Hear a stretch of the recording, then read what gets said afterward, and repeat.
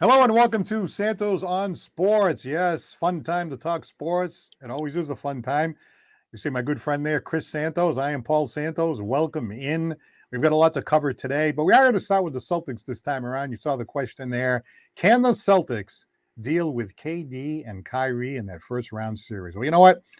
I want to hear from the X's and O's guy. I really want to get Chris's opinion on this one because I hear people going back and forth without Rob Williams. The Nets aren't really a number 7 seed. You're not really with those two guys on the team, Kyrie and KD. What about it, Chris? What do you think? Can the Celtics win that series? What do you like? I do like the Celtics. Yeah. I don't think the Celtics fear them. I think they should not fall asleep on them. That's for sure. They have taken 3 out of 4 in the series this year. Game 1, no Kyrie. That's when Harden was still on the team. And they beat the Celtics 123-104. No Horford that day for Boston. Then when it came game 2, 3, and 4, won by the Celtics, all 3 of them, they blew them out 126-91, blew them out 129-106, and then won 126-120 when Tatum had 54 and Durant had 37. Now, the good news is, Paul, we're averaging 126 points in those 4 games against Brooklyn, which shows me they're not very good defensively, where the Celtics are usually pretty good defensively. So, yes, they don't have Williams. So now we got to start looking at matchups and figure out how that wants to go on. Right now, Smart has played good against Brooklyn. 50% from the field goal, 50% behind the three-point line. He's averaging about 17.8 points per game and 6.5 assists.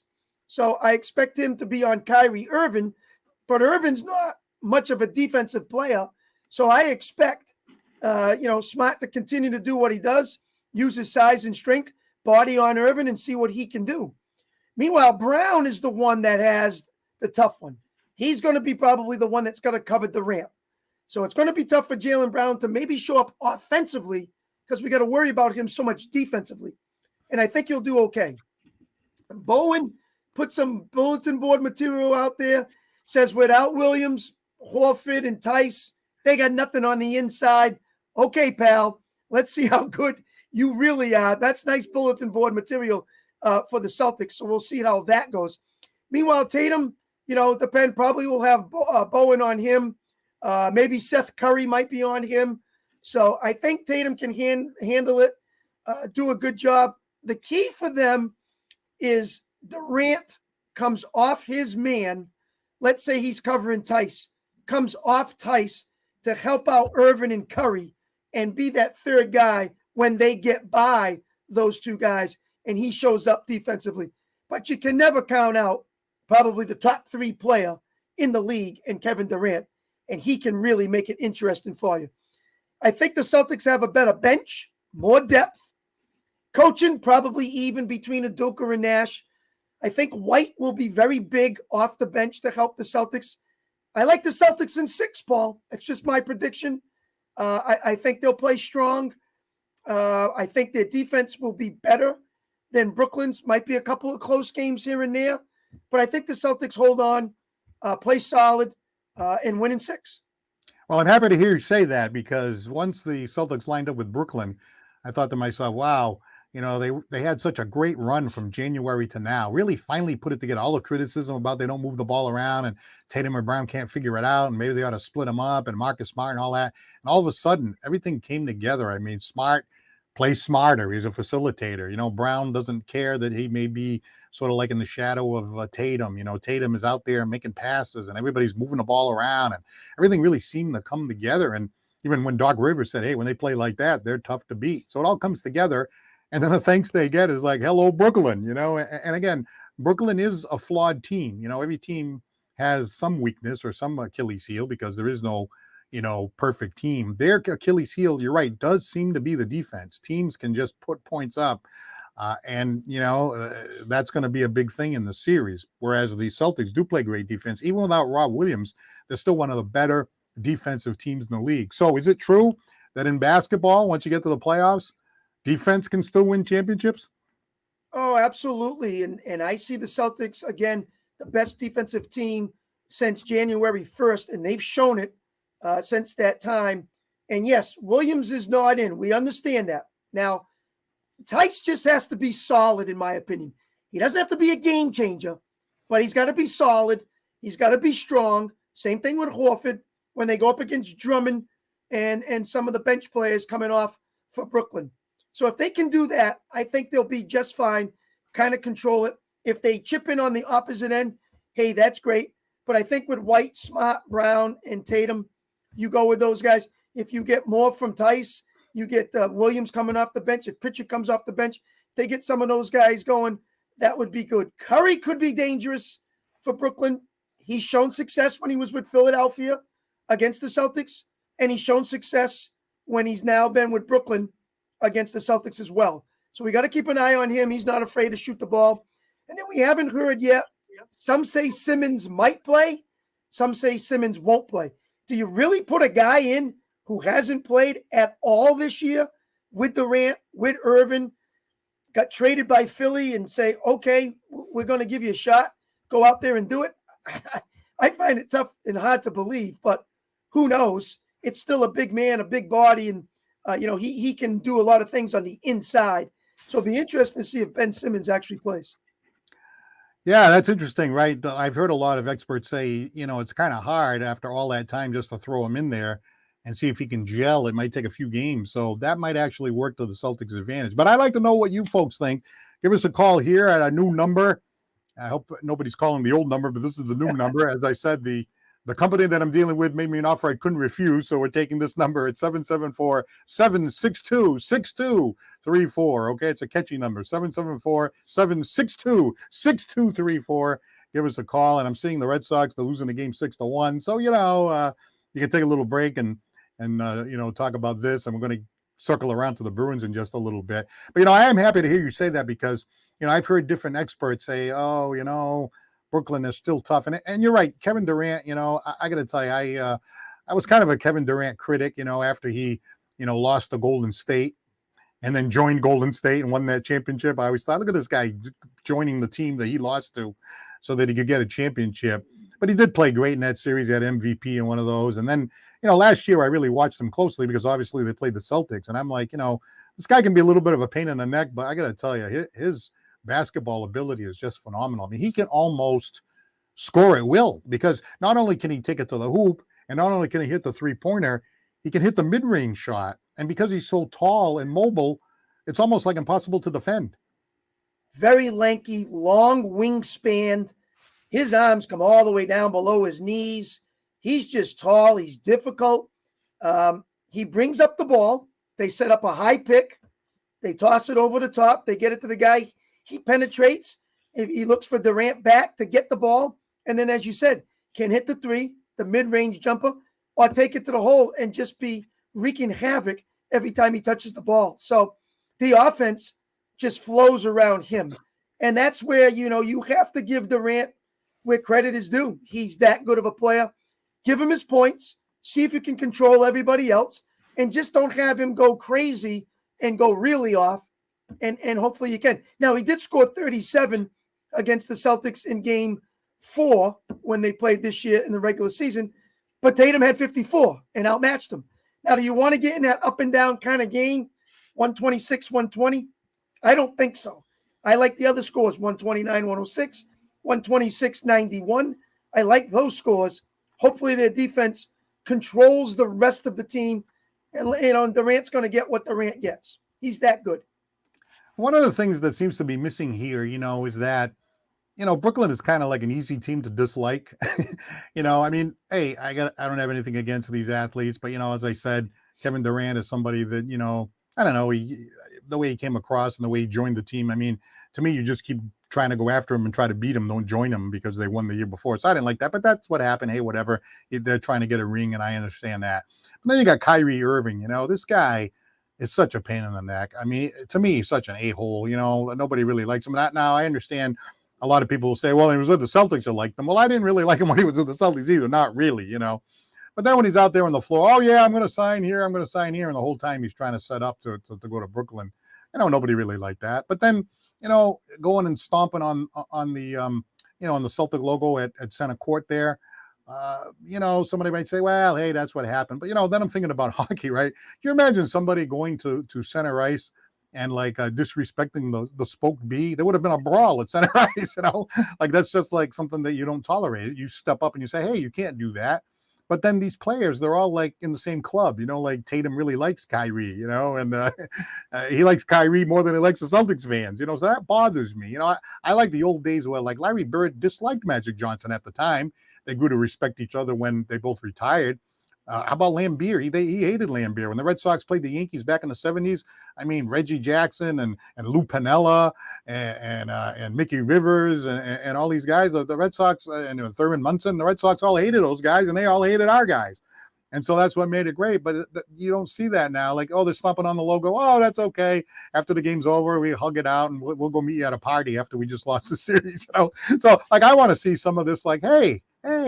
Like you talk about the bulletin board material with Tice and all that. I say, hey, cool down. You were talking last week about you being a competitor. You imagine being on a team where the other team, does something like that, like goes and stomps on your, on your logo or something like that. I'm sure that would have, you might have had a response that was a lot more like a hockey player.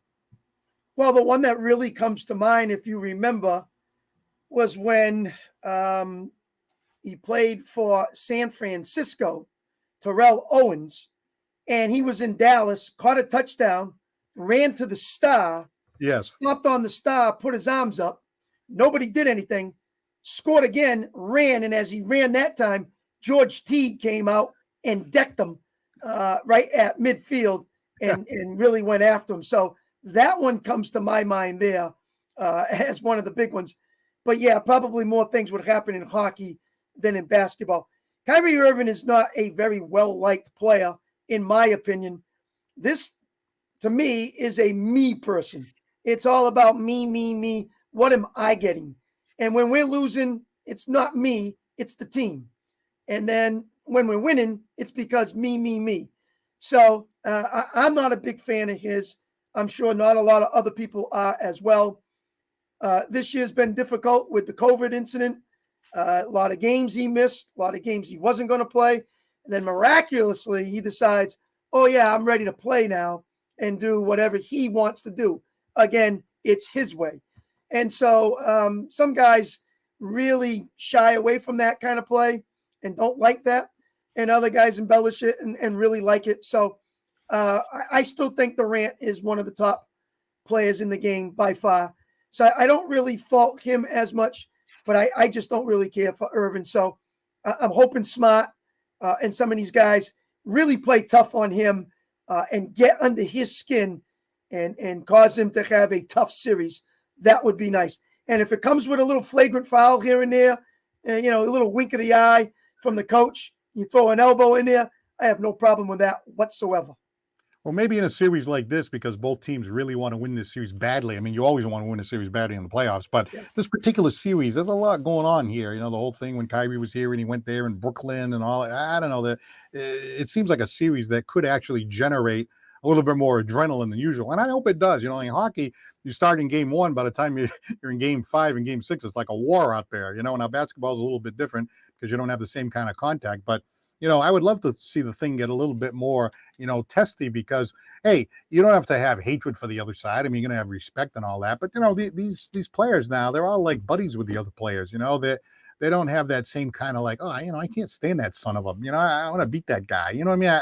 There's something missing there. At least it feels that way. Well, they start on Sunday and then they go to Wednesday, and the first 2 games are in Boston. Probably every time he touches the ball, he's going to be hearing the Boo Birds. Oh, yeah. There's no doubt about that. But some guys can use that as momentum and use it to their favor and just get better and get better. And so I think there are going to be a couple of times I wouldn't mind seeing a couple of hard fouls just to say, hey, pal, we know who you are, and you better be careful because, we're going to hit you when we need to hit you. And hopefully it's playoff basketball and not regular season, and they get on him, and they get on him hard when they have to. That, to me, that kind of tells when we used to watch in the 80s with Lambeer and some of them teams, They used to get real physical, and you went in there, boy, did you take it. Even guys like Michael Jordan. Michael Jordan would say, yeah, I scored my points, but man, am I feeling it today, and I'm going to feel it tomorrow because I took some shots. Yeah, and I really would like to see that because I think that's the way you got to win the series. And I do think Kyrie seems to be the kind of player where you can get in his head a little bit. You know what I mean? Like he had a great game the other day in that play-in game, but he's come to Boston a few times. Yeah, he's had some good games in Boston, but I think you can get under his skin a little bit. That I'm thinking maybe he's the kind of player that doesn't necessarily like enjoy it. Like when, Kurt Schilling said, oh, I love it when the 50,000 fans are screaming and I can shut them up, or Reggie Jackson's like, oh, I loved it when they were booing me, something like that. Maybe Kyrie may not be that kind of guy, No, it's a possibility. I mean, he's a leader, number one, and he's shown that he's a great player as well. So some of them guys really step up and they take advantage of these situations and they love it and they thrill off of it and all that kind of stuff. This is very difficult for the Celtics. Let's think about if things hold true to form. They beat Brooklyn, they'd have to play Milwaukee. Beat Milwaukee, they'd have to play the Heat. Imagine having to do that, to go 3 teams, bang, bang, bang. I know you have to play them. Don't get me wrong, I get it. But upsets would have to happen for the Celtics not to play. But that's how it would go for them. Brooklyn, Milwaukee, and then the Heat if everything fell the way it's supposed to. Very difficult for the Boston Celtics. But that's why they play it. It starts Sunday. Hopefully they get off to a good start. It's in their building. Let's play solidly like they've played all year. Be tough at times when you need to. Use your bench as you're supposed to. And make the right decisions. Now, Paul, we've said this all year. Not one game out of the 4 have come down to the last few seconds. Let's remember that. And when you got Kevin Durant, do you want the game to come down to the last few seconds? No, you don't. You don't. All right, I'm going to give a shout out to Lynette Raposa. Thanks for looking in today. We also have a gentleman by the name of Jonathan DeSantos watching on New Bedford Live, and his comment is, hey, I'm a Santos too. So you got Paul Santos, Chris Santos, and Jonathan DeSantos. So, but you don't have to be a Santos to give us a call, 774-762-6234. I know it's a beautiful day. It's a beautiful day outside. It's almost 70 degrees. And, of course, the Red Sox are playing, but they are losing 6-1 as we are making this a live stream right here. And, hey, maybe they'll come back, whatever. But if you want to jump in the conversation, we definitely appreciate it. We'd love to have you do that and make some calls to us or make some comments on the line over here, the comment line, which a lot of folks do. I did want to ask Chris a question. There was some talk about the Celtics trying to manipulate those last few games so they would miss Brooklyn and end up with Chicago and then this sort of like easier bracket all the way through. And, it almost felt like they were trying to do it. And then when it got to the last game, was it Memphis was the last thing I think it was? They were playing so many subs that they couldn't have blown that game if they tried. And then there was a possibility that they might slide down to 4 and have to go to Toronto, which, the Canadian, country is a little bit stricter on vaccinations and all this. That could have been a problem if people are not vaccinated because we don't really know that. So, that was a whole different can of worms. But they're saying that they didn't do that. I don't know. I don't believe them. I think if you go back to 2, 3, 4 games ago, it looked like they were a little bit. and then it didn't seem to work. But 2 questions. Number 1, do you think they were doing it, trying to manipulate it? And number 2, if they were trying to manipulate it, is that something that you should do? Well, I don't think they did it publicly where you and I said, oh, yeah, that this is what they're doing. They did sit Tatum a couple of games, I believe. They sat Brown a couple of games. So I think they wanted to rest people, and that's how they played it off. We need to rest for the playoffs. And that's a nice, polite way of saying, let's try to get this the way we like it. It didn't work out that way. It is what it is. You have to play it that way. Could have, they've done it where, they could have maybe lost games on purpose and gone up to Toronto. Yeah, that's possible. But, you're professionals. You're athletes. You want to win when you're playing. In the back of your mind, that's really tough to do. So I don't think they did. They maybe tried to rest some players, as we said, and sat back and said, well, if we lose, we still want to have home court advantage in some situations. If we start to lose more, now we lose that too. So you got to be careful of how that all sets up. But it's possible. But for them, they did it. They hung on. and they got the matchup, and that's that Sunday. And Udoka, who, remember, coached there last year at Brooklyn, knows how Steve Nash really sat back in that playoff against the Celtics, realized what his game plan was. Maybe he can use that to his advantage this year, now that he's the head coach of the Celtics, and say, hey, I think this is what Nash has on his mind, and hopefully that can help them as well. Thank you, Rebecca Alves, for looking in today. And hey, give us a call, 774-762-6234, if you want to say hello or make a comment.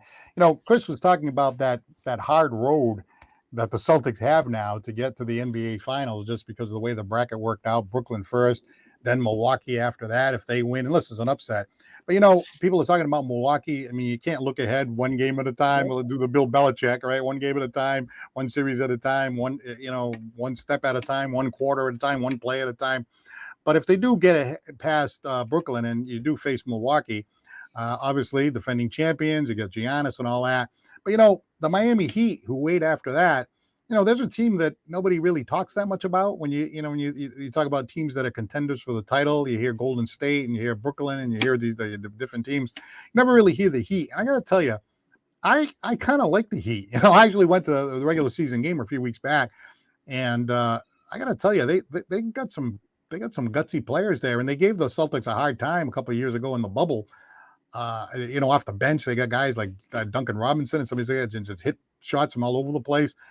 They're dangerous. So, even if you get by the first two rounds, I mean, if Miami doesn't get beat and they're still around, that's a dangerous team right there. Yeah, they are. And they don't have the big names, Paul. That's the difference. Right. So Tatum, Brown, Giannis and Middleton, Irvin, Durant. Now it's Jimmy Butler and then Hero. And, you got some names, but it's good team chemistry. They're a very good team, and they work together really well. Shoot the three good also, and that's what they've lived by this year. And they've shown some good heart, determination, and they're in first place for a reason. So give them all the credit in the world, but they just don't have the big namers right now. Maybe those guys will continue to get better, and then you'll say, "Oh yeah, we know who they are now." All right, let's go to the phones. Ryan is on the line. Welcome to Santos on Sports. Hey, guys. How's it going? Very good. How are you today? Doing pretty well. So as confident as I want to be in the Celtics, despite not having Rob Williams, I heard the same thing about Brooklyn last year. They're terrible on defense. Maybe there's but last year it was like some disconnect between Kyrie and Harden, or between Durant and some of those two. But then at the end of the day, in the Milwaukee series, it ended up just coming down to Durant's foot being too big. So I'm not counting them out by any stretch of the imagination. And I still think, I guess Durant said that he's not expecting Ben Simmons to come back, but then there are reports out there that, it's a possibility that he's back, possibly game 3 or whatever. Even if he's, not that big of a role, I still think that if he's there, he could be an X factor, because all he's going to do offensively is this, bring it up the court and just pass it to Kyrie and Durant, let them do their thing scoring. And of course, KD is arguably the best player on the planet right now, so you can't count him out there. And I do still think that not having Rob Williams will be huge. I like Tice as much as anyone, but I still think he fouls a little too much for my liking, and he does make a few boneheaded plays here and there. So I'm thinking of like a missed layup that I saw a few games ago. I forgot which game it was. Yeah, well, if Simmons plays, then that makes things even more difficult, because he's such a good inside game and he's a good rebounder, which now will hurt the Celtics without Williams. Shooting wise, I'm not scared of him in that part, but yeah, he helps now get second and third chances to get the ball back to Durant, get the ball to Irvin, or go to the hole like he does well. And that's where he gets the majority of his points, not from shooting, but the inside. So yeah, he could be dangerous if he does play in that factor, in my opinion. If he doesn't play, then I look for who's helping the two big guys. Who's going to help Durant? Who's going to help Irvin? And I don't know if someone else can really step up as a Harden would to help out those two guys. So that will be interesting for me to see. I still think the Celtics defense will be able to contain that. I'm hoping that that's the case too. And, the only other guys on that Brooklyn roster that I could see that's shown me something before, obviously Seth Curry's a really good shooter. He can get hot at times. Yep. They have I don't know where he's been. I don't know. I haven't seen him too much. At the same time, I haven't seen too many Brooklyn games as of recent. I remember against the Knicks at one point when both Durant and Kyrie were out. There's a rookie by the name of Cam Thomas who just completely went off in the fourth quarter. Who knows if they somehow found a gem here and gem there, and he comes popping off in the playoffs. Mm-hmm. That's what I like about playoff basketball. You just never truly know. Even if got this big favorite to go, anything can happen. Well, it's just playoff sports, baby. The thing is nobody knows what's going to happen, but it is fun to kind of look ahead and get your feeling. So Chris likes the Celtics in 6. I'm a little nervous about this series. What do you think? Do you think that, do you like Brooklyn, even though you don't really want to, your heart doesn't want to say that, but does your head think Brooklyn? To me, I think it's a coin toss. I think this could easily go 7 games. It just all depends on what Celtics team we get. Are we going to get the, hard defensive, intense Celtics that we've seen as of late? Or are we going to see the Celtics of the past couple of years where, they all seem down in the dumps. They seem like they don't want to be there. They're not bringing anything. There's no intensity there. We all know how that went for the past couple of years. Like ever since that Eastern Conference Finals in the bubble, it just seemed like a downhill spiral. So I think if they continue to bring that, tenacity, that intensity that they've shown these past few months or so, I think it's the Celtics in 7. If not, Brooklyn. But I think it does go 7 games. Yeah, if they don't get into any laps during the games and they keep that throughout, I think they play well. Sometimes the Celtics can get kind of them laps, and next thing you know, they're up by 15 and then they're down by 5. We've seen that, and we've seen go the opposite way as well too. So if they can give us right from the beginning to the end, and as we've told Paul, and Paul's told it all year long, we don't want games getting down right to the end and they play iso ball and then they rely on something from their big scorer to try to win the game. But if they move the ball the way they can move the ball with Smart, White, Williams, get that passing moving the way they do it, even with the big guys, Horford and Tice, I still think they can play better because they show more than what Brooklyn shows, especially on defense, because Brooklyn, to me, does not show any defense at all. No question about it. And you couldn't have said it. I couldn't have said it any better. You really don't want this to be coming down to the last few seconds because, Durant is one of the better clutch players in the NBA. So yep. I don't necessarily want it to be like I believe it was our last matchup against Brooklyn, where it was like, not Kyrie, excuse me. Durant was getting a bucket. Then, you had to rely on Tatum going down and just going off, getting like 50 plus points or whatever. If it comes down to a shootout between Durant and Tatum, I trust Durant more in the playoffs now. Yeah, if there's a game like that, if there's a game like that, I'll be okay. But if there's 6 games like that, no, I'm not okay with that. Because it's playoff basketball. I'm expecting one of those kind of games that come down to the wire. But I don't want to see it game 1, game 2, game 3, game 4. If that happens, I don't like the Celtics' chances then. Well, it's interesting because Chris and I, Ryan, had this running joke, during the course of the season. Every time it came down to the last shot and Tatum would take the shot, he missed it like 90% of the time. And in fact, a lot of times, I like to get to bed early. I'm watching the game and all of a sudden it comes down to the shot. He misses. I'd be reaching for the phone, trying to text Chris. There he goes again. I think he hit one of them, but he even admitted that the ball slipped out of his hand and he hit the backboard and went in. So he hasn't really shown me that he's a clutch player, but hey, maybe the time is still ahead for him. And we'll see what happens. Now, before we let this caller go, Ryan has a show. He's the host of Ryan Fast and Furious. I had a chance to listen to many of the episodes and a very good, thorough analysis. It's only about, a lot of them are 10 minutes long. It gets right to the point, gives the opinion. So check that out. Now, you're on many of the platforms and the social media? Right now, I'm on kind of like the two Spotify platforms. I'm still Okay. kind of working on like distribution to like, Apple Podcasts and Yeah. Google Podcasts, stuff of that nature. Right now I'm on Anchor and I'm on Spotify. You can just search up the title is Farius on football on Spotify, and it should come right up. Nice. We definitely have that classic radio voice, so that's and Thank you. and you're very knowledgeable. So Yeah. hey, we appreciate the call and enjoy the rest of the afternoon. You too. Thank you so much. Hey, All go right. Celts. Some interesting analysis. I think he's kind of like me. He's thinking, well, yeah, we could win, but it is kind of a toss up. But hey, I hope you're right. I hope the Celtics can put it together. But yeah, we had that running joke, and I know. Listen, you take a last shot. There was iso ball. The three players on the and the problem I have with that is that I don't know if the coach is drawing something up, but if everybody in the building knows that player A is going to take the shot, that makes it pretty easy for the defense, doesn't it? Whereas if you can fake them into thinking that it's going to be player A and then you dish it off to somebody else you can trust. I mean, Brown can hit a shot, I mean, somebody else can hit a shot. So I don't understand why, that wouldn't be the case.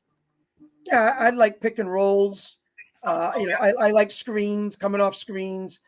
I want to see more than inbound it, back up, get wide, and then just count the clock down and then let me go do my thing. I don't want that personally. I want screens. I want pick and rolls. I want people moving. I want to find the open man. That's what I would like to see. Do they do that? They haven't. I'd like to see more of it. Understandably so, because when they don't do that and they do this other thing, it fails like 90% of the time. So it never seems to work. Yep. All right. Hello. You are on Santos on Sports. Good morning, gentlemen from Chicago. How are you today? Ah, yes. The Windy City. How are you? Well, I don't know. What day is it? Friday, Saturday, afternoon, morning? You got me crossed up, Paul. Yeah, well, Chris Santos and even Paul Santos, we're busy guys. Sometimes we got to move some things around. So we're just trying to be accommodating to our schedules just a little bit. Hey, before I chime in on the Celtics, the question everybody wants to know, Paul, is how was the movie? Yeah, last night it was a great time for people that bounced around my social media pages. We went up to the Boston International Film Festival, and one of our loyal followers on the Paul Santos live show, Donnie St. John, was in the movie. And I got an opportunity to interview John Fiore, who was best known from The Sopranos, who was in the movie. But yeah, it was a funny movie. It was sort of like they say hillbillies. It was like, these hillbilly types who got into a beef with people that are more like the traditional mafia types. So it was a comedy, So I mean, it was very funny. It was very funny. So we enjoyed it. Good. I enjoyed watching the show. Yeah, thank you. Now, listen, in the last 3 months, I've done an about face on the Celtics here. I'll be honest with you. Uh-oh, here we go. Let's hear it. First of all, listen, I don't think it'll be that hard of a series. I really don't. I think, Chris, you may have said 6 games. I think 5 or 6 games. I mean, listen, when you got Durant and Kyrie, those guys can take over a game. There's no doubt about it. But, they don't play defense. They're not very deep. And if the Celtics play the way – I was watching the game the other night. I think it was against the Bulls when they destroyed them. The Chicago announcers just could not get over the amount of ball movement from the Celtics. And we were talking about this a couple of months ago where they're just playing a lot of ISO. They are moving the ball like crazy right now. And the only concern I have is if Tatum comes out and says, hey, I got to best Durant, and I'm going to force things, and I'm going to be the best player. He's not Durant. But if they do what they've been doing, I honestly think it'll be an easy series. I think you get in Kyrie's head, and I think it's Milwaukee or Boston in the finals. Whoever wins that series, to me, is going to the finals.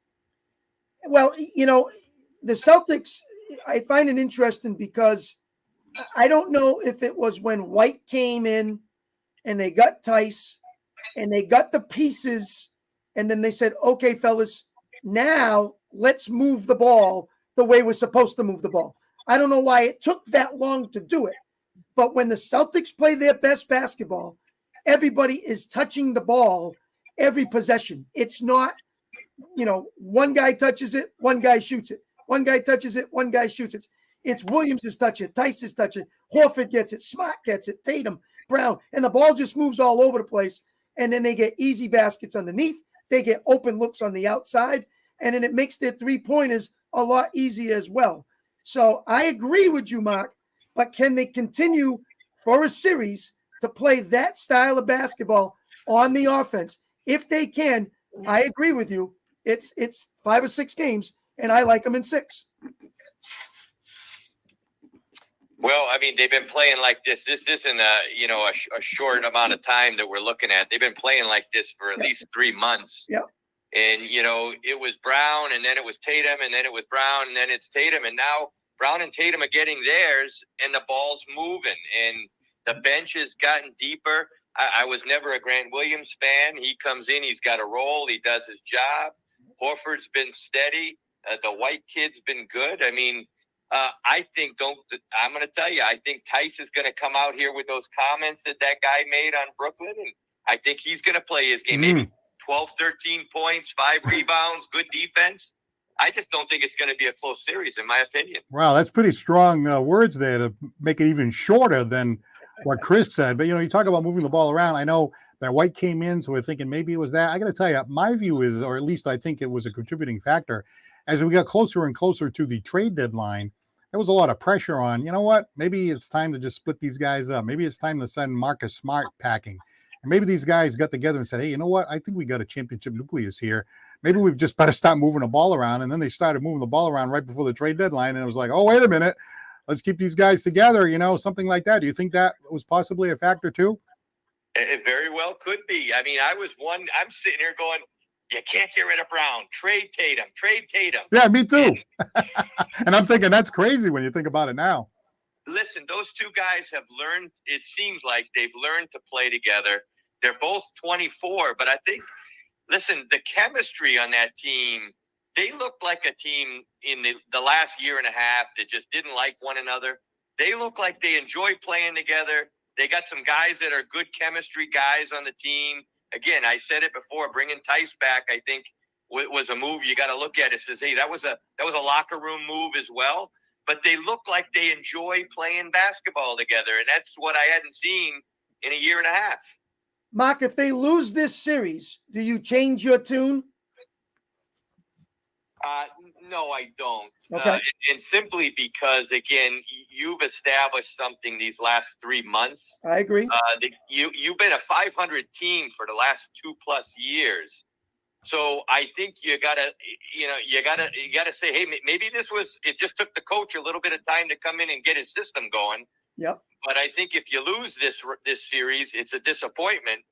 But I think you gotta look at these last 3 months and build going forward. And boy, I tell you what, I think if you can't build with Brown and Tatum as a twosome, and Smart's doing his thing, and you get another guy, again, maybe Rob Williams is the guy, or maybe there's somebody down low that can score a little more than he can. I don't know. And the last thing I'd say is I don't sleep on Cleveland versus Atlanta. The winner of that team, I think, could very well beat the Heat in that next round. We forget the Hawks made it to the finals last year. So, I think the Heat could be in trouble. But I think the Bucks are going to be the biggest challenge. And if the Celtics can handle business, then I think they'll be okay. Otherwise, it's Milwaukee in the finals again, in my opinion. Very good. Well, you mentioned, how these guys are 24 years old. And I can remember Danny Ainge would say, just wait. And we'd be like, well, we keep waiting. And, I think the fans got impatient. And, when you look back at a lot of the great players, whether it's LeBron or Michael Jordan and some of these players, they say that if you really look at most of them, not all of them, but most of them peak in that 26, 27, 28. I mean, these guys are still 2 or 3 years away from what, is generally considered to be the prime of the prime, that 27 to 31, 30, right in that real sweet spot. And they're still like a couple of years away from that. So maybe Danny Ainge was right. Maybe we just got impatient and we didn't want to wait. And now, as we're coming along and they're getting older and they're getting smarter and they realize how hard it is to get to the finals, maybe Danny Ainge was right. Well, out of the three of us, I just want the two of you to know I was the only guy that stuck with him. I may saying to him in the locker room, and did they have a conversation 3 months ago about, listen, guys, if you can learn to play together, we got a long career.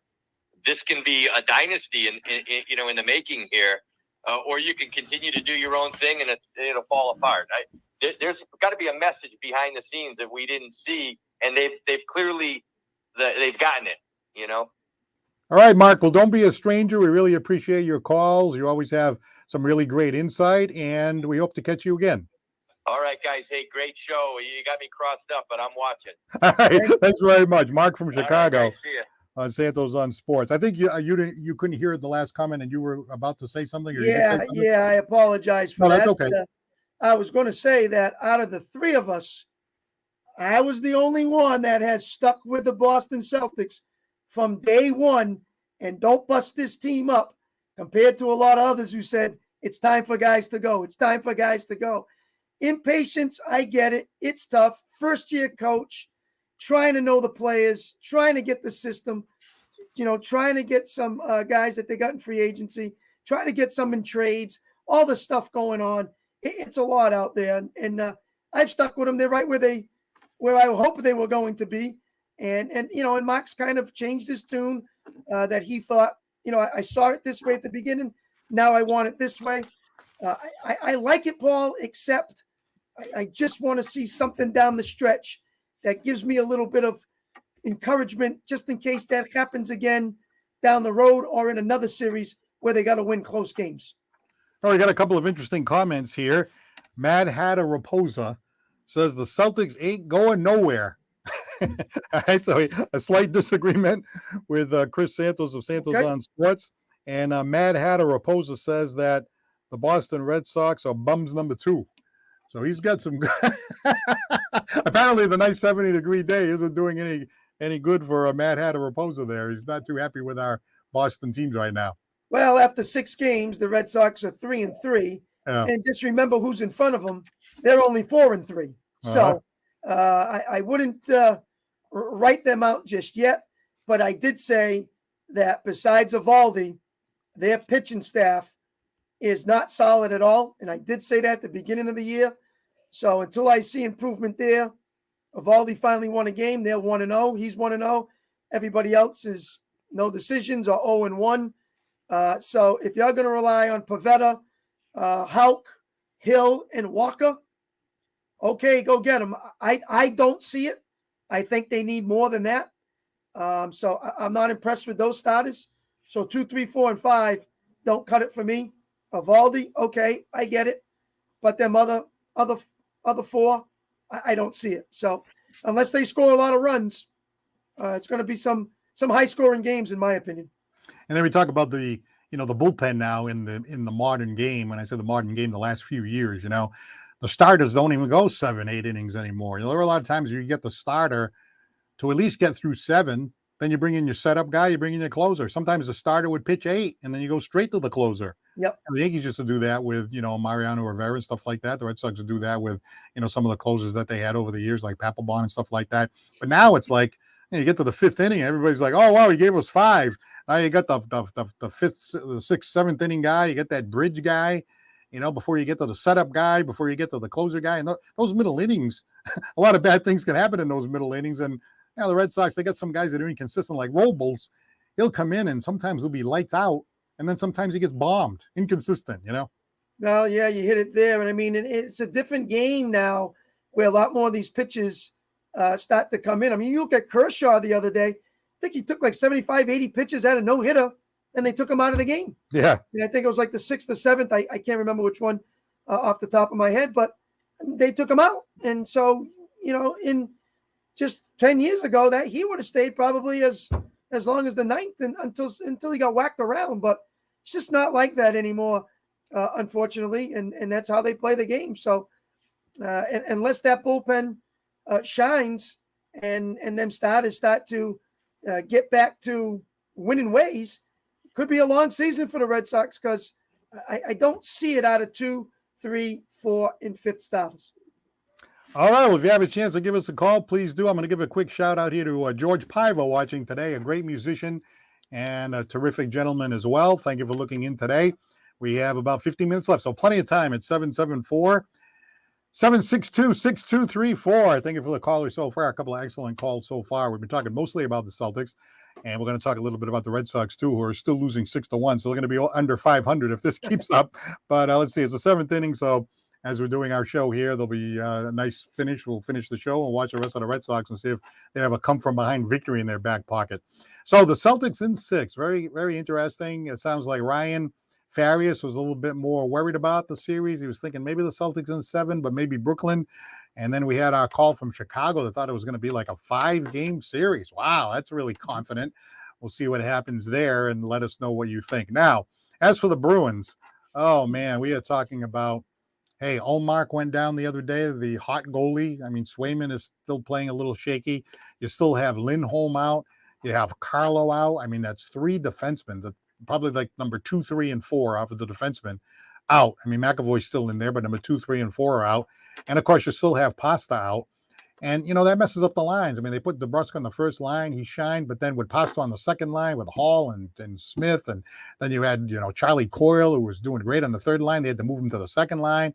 And, the Bruins, for them to be successful, you could say this about any team, but particularly the Bruins, they don't have a lot of wiggle room. You know what I mean?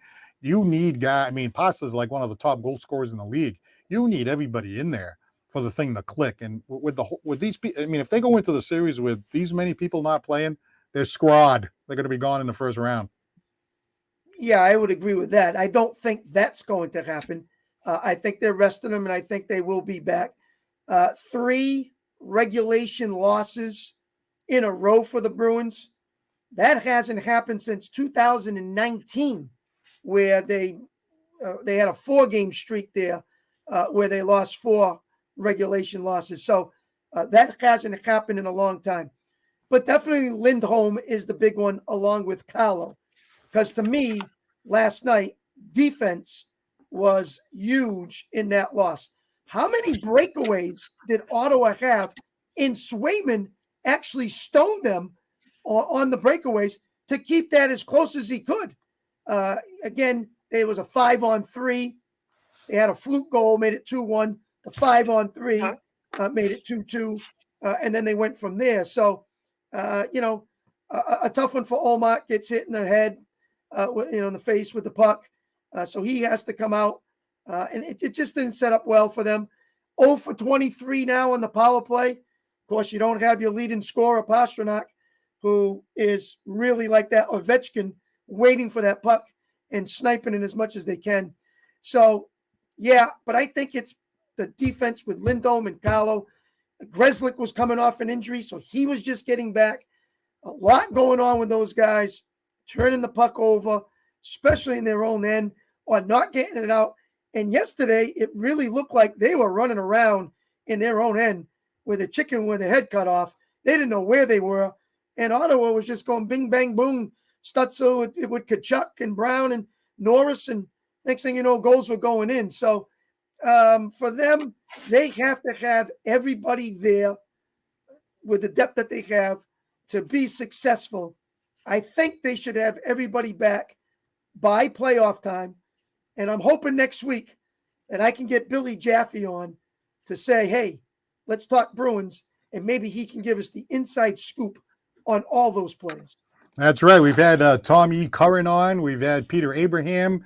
We've had Mick Colaggio. Now we're looking to have Billy Jaffe, who we all know from coming on in between periods in the Bruins game. So it'd really be great to hear what his thoughts might be on the Bruins as we come down the home stretch. I'm glad that the playoffs are starting later than they usually do, because usually they start right around now. And the fact that they're starting in May, that's actually helping the Bruins, because some of these guys can come back perhaps and help the Bruins. So, by the way, I'm looking at the Mad Hatter, right? He said that the Celtics are bums number 1. Yep. And then he said the Red Sox are bums number 2.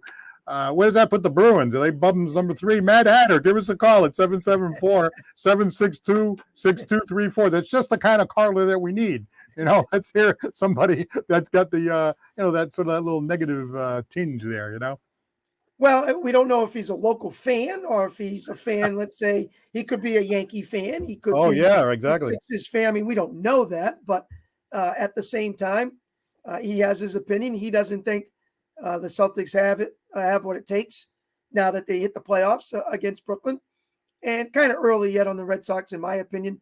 But I don't really care for their pitching staff right now, personally. So that's the way I feel on them.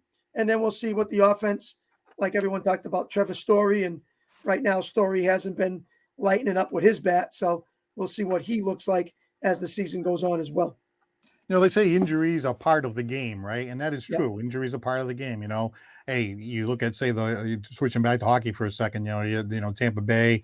Sure. If they lose one of their guys, Sam Koska went down, for example, or Pittsburgh, Sidney Crosby got hurt. You can go right down the league. Ovechkin, if he was out. So all these teams have the same thing. They need to be healthy, but those teams have all those guys right now, and the Bruins don't. So, when Pasta was holding his side, the first thing I thought of was, oh, no, don't tell me it's the ribs, because I remember Chara played with banged up ribs. You had, I think Bergeron one year played with the banged up ribs, the cracked ribs and all that, and you're just not the same player. So even if he comes back, let's say May 2nd is the first round of the playoffs, and he comes back too early, he could actually hurt it worse, So our hope is that, how long does it take for, say, a rib injury to heal? That's 2 more weeks from now. This is the 15th. So that's 15. So that's like 17 days. That's 2.5 weeks before the playoffs start. What about, the defensemen that they lost, Lindholm and Carlo? Are these guys going to be back, and are they going to be 100%? I got to tell you, that is such a huge thing. Yeah, you can say, well, the injuries are part of it and everything else, but that's such a big thing that, oh, man, I was actually thinking, hey, maybe the Bruins are the team that nobody wants to play. Maybe they're that team, there's always that team that nobody wants to play, like Tampa Bay's the 2-time defending champion. I don't want to play the Bruins. Florida is lighting up the scoreboard all the time, running up the score and everything else. Like, oh, crap, I got to play Bergeron and Marchand and Taylor Hall and Charlie McAvoy and a hot Ullmark. I don't want to play that, But that's all gone down the tubes if they don't have everybody there. They need everybody there, and it's so disappointing because I had high hopes for this team. Well, especially when it's not a non-check-in league. It's a check-in league, Paul. Yeah. So you got shoulder injuries, you got rib injuries, you got lower body injuries. Well, guess what? You're going to be taking hits in the defensive zone, in the neutral zone, and the offensive zone. So that's just the style of the game. And that's why I think they're resting them as long as they can to make sure that they're healthy enough to go through a series and heal up when they have to heal up, but then obviously play as much as they can, because without them, you see the results, and they need them in the lineup. Absolutely, totally different game with them not in the lineup. I mean, Ottawa is not not a very good team, and after Ullmark went out, and Carlo was down, and McAvoy can't do it alone. And, they couldn't even beat Ottawa. Hey, any team, it's a National Hockey League team. Anybody can beat anybody. But it felt like a totally different team as, you're proceeding through the third period there. Well, Paul, what's your take now on the situation of goaltending? Are you stuck on Swayman as your playoff starter? Are you stuck on Ullmark as your playoff starter? I mean, I think Cassidy's got a big decision right now to really settle in and say, where do I go with this? And what am I looking for? I think that's huge. And like I said, if I get Jaffe on next week, that's one of the first questions I'm going to ask him is the goaltending situation. And if it was him, what would he do? Well, I got to tell you, since my son has been working at the Garden, I've been trying to get up there and see a few more games because I can meet up with them in between periods. It's a lot of fun. So I went to the Blues game, and they started Swayman, and I was driving up, and I was like, all right, we'll start Swayman. Maybe Swayman will have a good night. The first shot on net went in the net. Now, it wasn't his fault. The guy, it was like a 2-on-1. They passed to this guy. I forget who it was. It might have been their big star there that scored that. Probably Tarasenko. Yeah, I think it might have been. So he goes in, and he does this nasty move and puts a backhander into the crossbar. And I'm thinking, oh, great, because this is the kind of game, right? Goaltending is a mental game too. And in fact, hey, whether you like Tuukka or not, Tuukka told Swayman, hey, you ever want to call me because I went through hot streaks, cold streaks. A lot of times luck is on your side, sometimes not. You got to just stay in an even keel. You can't be too up and too down. But, you're in there. You haven't had, a good stretch. And the first shot on net has to be basically a breakaway, great pass, backhander under the crossbar, something you had no shot. I'm like, you didn't even get a chance to feel a puck, And then he went along, and I think he played pretty well. I don't think that's why the Bruins lost the game. But there was a shot like, when Krug took that shot was from some distance away. It didn't look like he came out of the net to challenge him there. So to get back to your original point, I was a Swayman guy all the way. But like if the playoffs started tomorrow, they would be Ullmark all the way. Now, 2 weeks from now, hey, I don't know. Cassidy said he's going to play both of them. So, and then we have to see if Ullmark is hurt. If Ullmark's not hurt, again, and the playoffs started tomorrow, I think it would have to be Omar. I mean, what do you think? Suppose you're the coach and the series started tomorrow. To me, from what I've been seeing, I think it's a tough decision. Maybe these 2 weeks we'll find out if someone's really hot going in. I'm not really sure, but that to me, I just got to think who's fresher, maybe who's more experienced, and who I think could get us the farthest. So I think it's just too tough for me right now to really say these 2 weeks would mean a lot to me, as long as Olmark is the way he's supposed to be and he's healthy with Swayman. I know a lot of other people would say, hey, let the rookie go. It's his to lose. And others would say, no, too much pressure on the rookie. Let's go with more of the veteran leadership.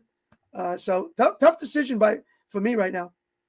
Well, it's interesting because we were talking about Pasternak being out. We were talking about Lindholm and Carlo. Yep. And, Olmark, may have got, the puck in the head. So maybe there's some concussion protocol and all that. And we were saying, well, if Pasternak doesn't come back and Lindholm doesn't come back and they're not 100% and Carlo doesn't come back, the Bruins don't have much of a chance. Okay, you can put all that aside. You have to have goaltending. Absolutely. We know that in every series right back from, the Bobby Orr era, when my first introduction was hockey was the Bruins blowing that series against Ken Dryden after they set 37 records. I couldn't believe they lost that series, and then they won the next year anyway, got 2 out of 3. But really, they should have won more cups, but they didn't have the goaltending. Jerry Cheevers left to go to the WHA, and once they had goaltending problems, it didn't matter that you had Bobby Orr and Phil Esposito and everybody else, right? So without goaltending, I don't care who you have out there, you got nothing. You got nothing.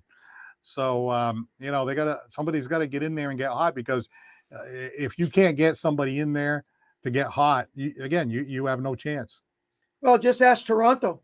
I think Toronto's could have won a few opportunities maybe to get a cup. They just can't get goaltending, and they can't find a way to get the puck from being in their net, because they got some great lines, 1, 2, and 3 up and down, and they're really strong.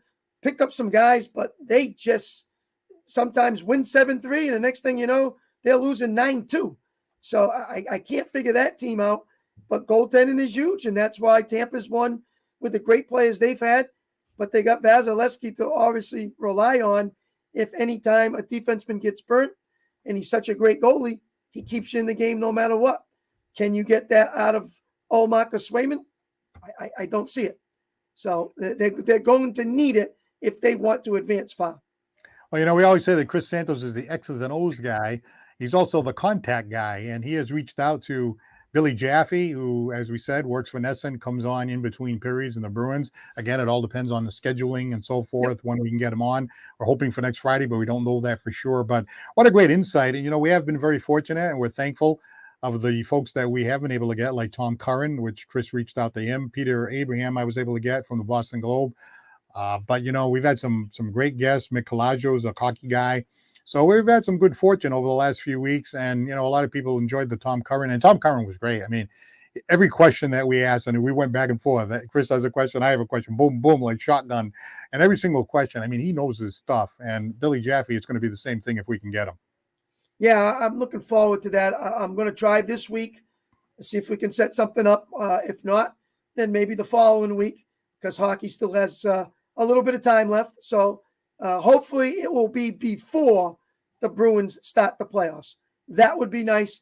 That would get us excited. That would get us some playoff hockey, and really look forward to that going in. And I hope he takes it easy on my Pittsburgh Penguins and doesn't say too bad about them. Yeah, well, I was going to throw a Hail Mary and see if I can get Jack Edwards in that. I don't think he's on social media, but we'll try to find another way to reach out to him. But, the funny thing about that is I think he enjoys doing hockey play-by-play as much as I enjoy doing hockey play-by-play. It's like my favorite thing to do in sports. And, when you hear him call a game, sometimes he goes overboard and he makes that big speech at the end of the game. Yeah. And sometimes my kids go, why is Jack Edwards rambling about all this stuff? I say, hey, he just loves his job, And, he's very fortunate. I mean, anybody that loves play-by-play, it's a dream to be calling the Bruins. Sure. And you can tell Jack Edwards just loves every moment of calling those games. Yeah, and then he's got Andy Brickley, the silent assassin on the side of him, just calm and mellow and all relaxed, and just brings Jack right back to earth again when he starts talking. Yeah, when I watch sports, because I've done a lot of play-by-play, and I know you do mostly color, but I watch games. I really enjoy, listening to a play-by-play guy that I like Mike Sure. Emmerich. I really like. I like Jim Nance on football, smooth. They got the deep voice. Doesn't overcall it. There are certain play-by-play announcers I really like. So I like listening to the announcers who are calling the game. I know I'm in the minority because I'll say to my son, "Hey, listen to this play-by-play guy," and sometimes they'll say, "Yeah, that guy's really good." Sometimes a play-by-play guy can make it more enjoyable to watch the game. It sure will. And I mean, as long as you like his antics and like the way he sounds, and obviously he's for the home team. So Right. he's rooting for you. And then that's what you like. And that's what the fans want to see. So he does a good job. So does Brickley. So does Jaffe and Peterson in between. They got Dale Arnold in there. And so the Bruins are doing a good job. So hopefully we can get that together, Paul, in our next segment, either next week or the week after that. All right, we're all done, but there is a call on the line. So let me just see who Go. this is. Maybe we can do like a 2 or 3 minute overtime. Hello, you're on Santos on Sports. Hey, how's it going, gentlemen? Good afternoon. Hey, what's going on? You're coming in at the bottom of the ninth. Sorry about that. That's all right. I just wanted to talk to Bruins a little bit. I think this schedule of 15 games in 30 days is really going to reveal, their lack of depth. And I think some of the goaltending might be suffering due to some fatigue. I just think it's a foreshadow of what might be to come in the playoffs here. I think their roster may, all those things we were worried about early in the year with depth and perhaps goaltending, it may reveal itself here with this schedule a lot like playoff hockey. Right, that's something that we missed when Chris and I were doing our analysis. We actually forgot about the fact that they're really getting a lot of work out there. They're playing so much more. The schedule is so much more aggressive at the end of this year than it's ever been before, Chris. Yeah, it has, and I think he's right in what he's saying. But I also believe that this is where the Bruins, when they play teams, they can lose to anybody, they can beat anybody, but can they do it in a 5 or 7 game series, whatever it is? Right. I think that's where they'll struggle in depth in goaltending. That's where it's going to be tough for them compared to some of these other teams. I do agree with that comment. They can beat anyone on any given night, but when it comes down to, a 5 or a 7 game playoff, that's when it becomes very difficult for them. Absolutely.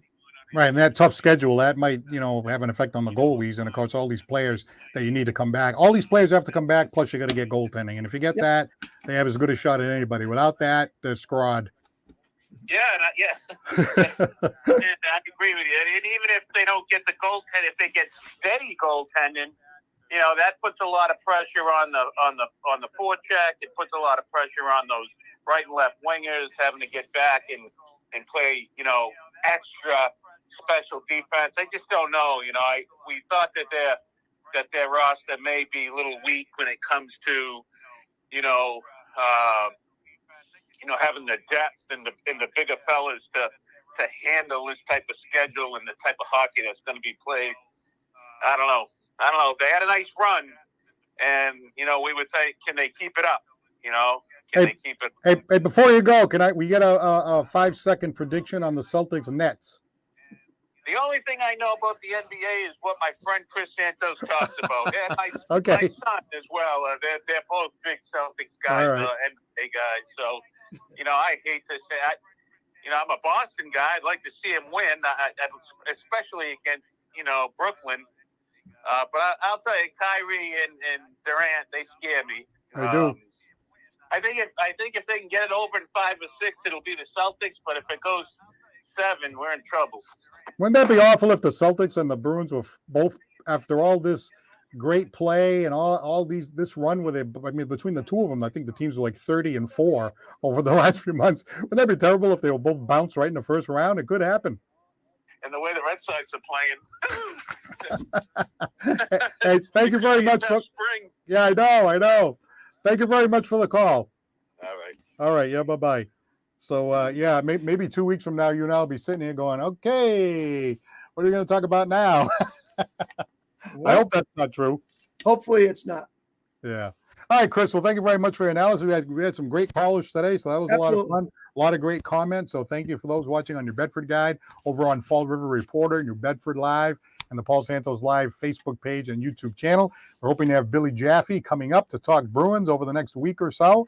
So we hope you have an enjoyable week. And for those like Chris who are educators, you're on school vacation break now.